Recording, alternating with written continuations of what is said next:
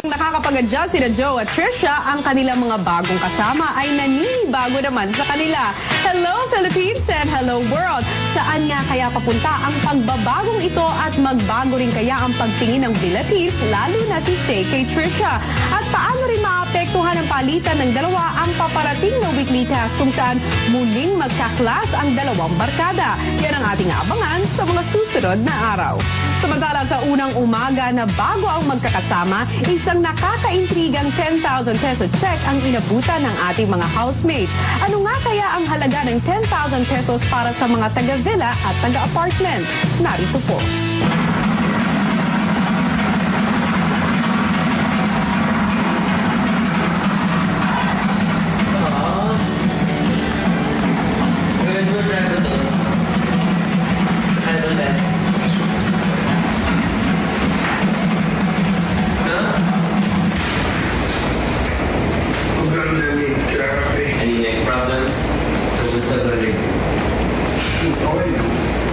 Pagkabaho na apartment boys, may napansin si Joe sa living area.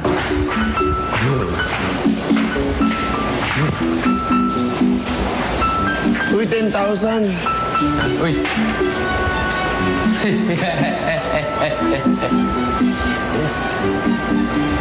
Ano yan? Akin na to. Ano yan? Mag-uwi na dalawa. Wow. Galing ako. Ano kaya ang 10,000? Weekly budget. Sinipansin ni Ivan. Pag gano'n, no? Gano'n siya. Grabe. Samantala sa villa. Uy. Uy, tingnan nyo. Dali. Uy, tingnan nyo. Uy, pera.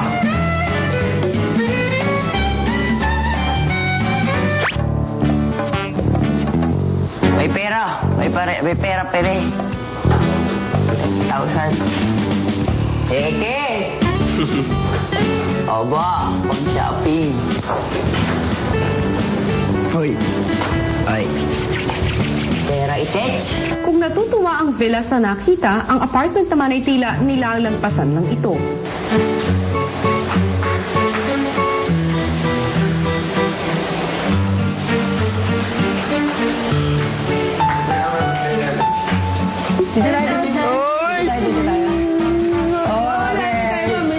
Bakit 10,000? Ewan ko. Bili tayong bahay, tas kotse. Tapos bili din tayo ng ref. Kasya. Sina Islov at Trisha napo na rin ang kanilang kakaibang wake of call. Ang ganda ng gising sa atin eh, drum. Baka may gera ngayon. Ha? Baka may gera. Gera? Ikaw ang gigirahin namin. Hindi, willing ka. Ha? Willing ka, physical test.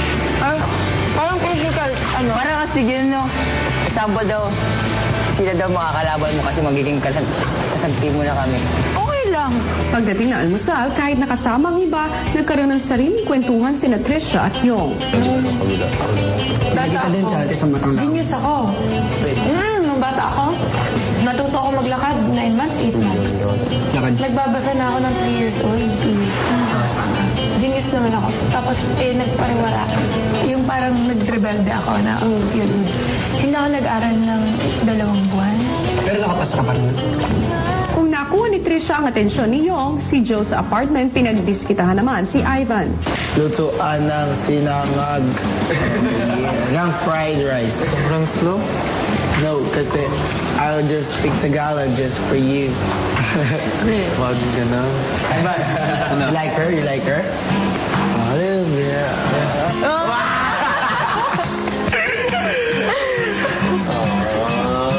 David. Yeah, kinilig. You know kinilig? Yeah. Ako kinilig. Medyo classy din po sila. Tapos po, kinakapa ko pa rin po kahit pa paano po yung mga ugali po nila. Para po, kung sobra man ako sa ganitong parte po nung gawain ko, di babawasan ko po. Para po hindi po ako kainisan po. Dude! Share mo nga. Hey, do the flop.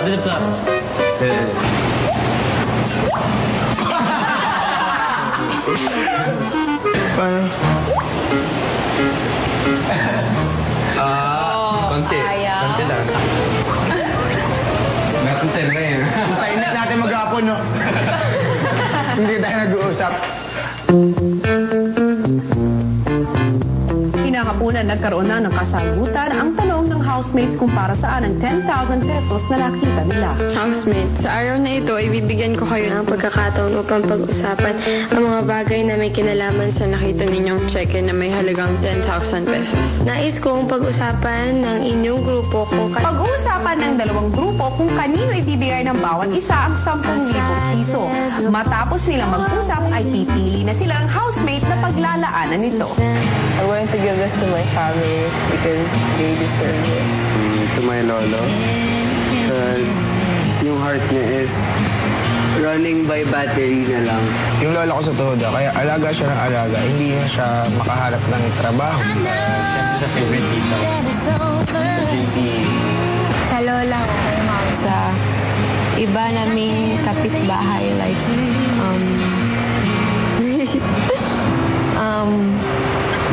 like, Important.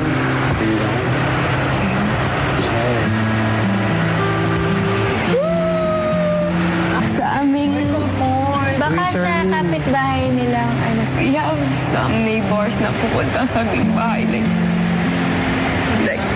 Manghingi ng pagkain, gano'n. So I wanted to share it with them.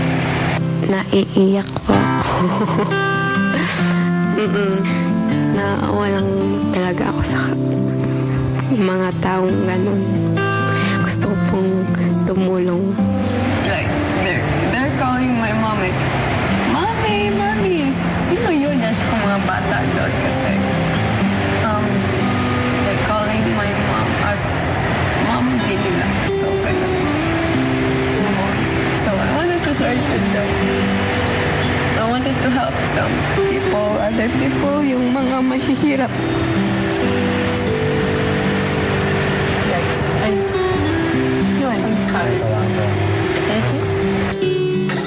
Dahil sa makabuluhang cast, pansamantalang nagkaisa ang bawat grupo. Pero manatili kaya silang solid bago ang isang matinding clash ng dalawang bahay.